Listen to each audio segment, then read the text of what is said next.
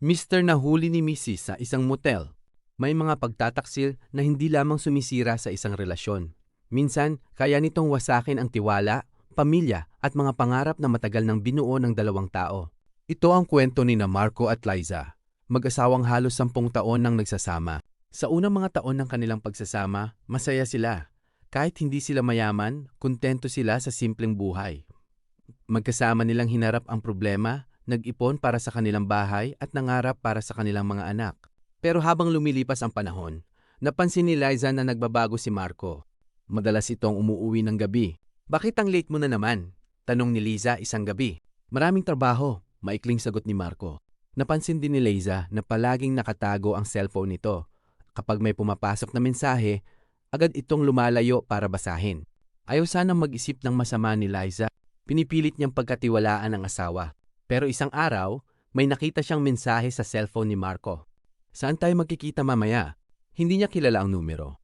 Sinundan iyon ng isa pang mensahe. "Sa dati nating motel. Hihintayin kita." Parang tumigil ang mundo ni Liza. Hindi siya agad nakapagsalita. Nanginginig ang kamay niya habang hawak ang cellphone. Kinagabihan, hindi niya sinabi kay Marco ang nakita niya. Sa halip, naghintay siya. Nang sabihin ni Marco na may importante raw siyang pupuntahan kinabukasan, tahimik siyang sumagot. "Mag-iingat ka." Hindi alam ni Marco na alam na ng kanyang asawa ang lahat. Kinabukasan, sinundan ni Liza ang sasakyan ni Marco hanggang sa makarating ito sa isang motel. Huminto ang sasakyan. Bumaba si Marco at makalipas ang ilang minuto, may isang babaeng sumunod sa kanya papasok. Napatakip ng kamay si Liza sa bibig. Hindi siya makapaniwala. Ang lalaking minahal niya ng 10 taon, ang lalaking pinagtanggol niya sa harap ng ibang tao, ang lalaking pinagkatiwalaan niya ay may ibang babae. Pumasok si Liza sa motel at hinarap ang asawa. Pagbukas ng pinto, parehong natigilan sina Marco at ang babae. "Liza." Isang salita lang iyon, pero sapat na para tuluyang bumagsak ang luha ni Liza. "Bakit, Marco?" Hindi makasagot ang kanyang asawa. "Bakit mo ginawa sa akin ito?" "Liza, patawarin mo ako." "Patawarin?" Napatawa siya ng mapait habang umiiyak. "Alam mo ba kung ilang taon kitang pinagkatiwalaan? Ilang beses kitang pinagtakpan? Ilang gabi ako naghihintay sa'yo dahil iniisip kong pagod ka lang sa trabaho?" Tahimik si Marco. "Hindi mo ako iniwan dahil hindi mo na ako mahal." Pagpapatuloy ni Liza. "Iniwan mo ang respeto mo sa sarili mo noong pinili mong lokohin ako." Lumapit si Marco. "Bigyan mo ako ng pagkakataon. Nagkamali ako." Umiling si Liza. "Ang pagkakamali, isang beses. Pero ang pagtataksil ay desisyong paulit-ulit mong ginawa." Tumalikod si Liza at lumabas ng silid. Sa unang pagkakataon, hindi na siya lumingon. Pag-uwi niya sa bahay, umupo siya sa kanilang sala. Tinitigan niya ang mga lumang litrato nila. May mga larawan ng kanilang kasal. May mga larawan ng unang bahay nila. May mga larawan ng mga araw na masaya silang magkakasama. Napaluha siya. Hindi dahil gusto pa niyang bumalik sa dati, kundi dahil alam niyang hindi na magiging katulad ng dati ang lahat. Makalipas ang ilang araw, umuwi si Marco dala ang kanyang mga gamit. "Liza, alam kong hindi sapat ang sorry ko. Pero gusto kong ayusin ang lahat." Tumingin sa kanya si Liza. "Marco, hindi kita kinamumuhian." Napatingin si Marco sa kanya. "Pero hindi ibig sabihin noon, kaya kitang pagkatiwalaan ulit."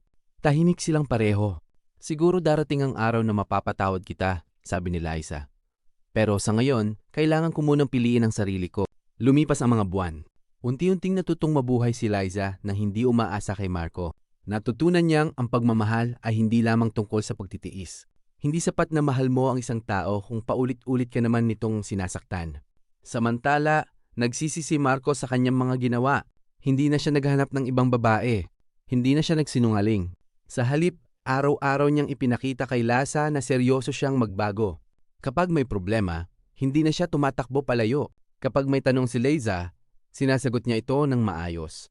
At higit sa lahat, natutunan niyang ang tiwala ay hindi hinihingi. Pinaghihirapan itong mabawi. Makalipas ang 1 taon, nagkita silang muli sa isang maliit na parke kung saan sila unang nag-date. Tahimik silang naupo sa isang bangko. "Liza," sabi ni Marco, "alam kong hindi ko na mababago ang nakaraan. Pero kung bibigyan mo ako ng pagkakataon, gusto kong ipakita sa'yo na hindi na ako ang dating Marco." Napaluha si Liza. "Alam mo kung ano ang pinakamahirap?" "Ano?" "Hindi ang patawarin ka. Ang pinakamahirap ay ang matutong magtiwala ulit." Yumuko si Marco. "Hindi kita pipilitin. Ngumiti si Liza. Pero siguro, pwede nating subukan. Napatingin si Marco sa kanya. Talaga? Tumango si Liza. Hindi para kalimutan ang nangyari, kundi para matutong magmahal ulit ng mas maayos. Mula noon, nagsimula silang muli. Hindi perpekto. May mga araw na bumabalik ang sakit. May mga pagkakataong natatakot pa rin si Liza. Pero sa bawat pagkakataon, pinipili ni Marco na maging tapat. Unti-unti bumalik ang kanilang mga ngiti. Bumalik ang kanilang mga simpleng usapan. At higit sa lahat, unti-unting nabuo muli ang pamilyang muntik nang mawala. Pagkalipas ng ilang taon, nakaupo sina Marco at Liza sa kanilang maliit na hardin. Pinapanood ang kanilang mga anak na naglalaro. Hinawakan ni Marco ang kamay ng kanyang asawa. Salamat sa pagbibigay mo sa akin ng pangalawang pagkakataon. Tumingin si Liza sa kanya at ngumiti. Hindi ko pinagsisisihang binigyan kita ng pagkakataon. Pero sana, hindi mo na ulit kalimutan kung gaano kahalaga ang taong nagmamahal sa'yo. Tumango si Marco, hindi na. At sa araw na iyon, napagtanto nilang minsan, may mga relasyong nasisira dahil sa isang malaking pagkakamali. Pero kung may tunay na pagsisisi, pagbabago, katapatan, at dalawang taong handang magsimula muli, may mga kwentong maaari pa ring magkaroon ng magandang wakas. Hindi man nila nakalimutan ang nakaraan, pinili nilang huwag nang mabuhay dito. At sa pagkakataong iyon, hindi na nila hinayaan ang pagtataksil na maging katapusan ng kanilang kwento. Dahil minsan, ang tunay na happy ending ay hindi ang pagbabalik sa dating buhay, kundi ang pagbuo ng mas magandang buhay pagkatapos ng lahat ng pinagdaanan.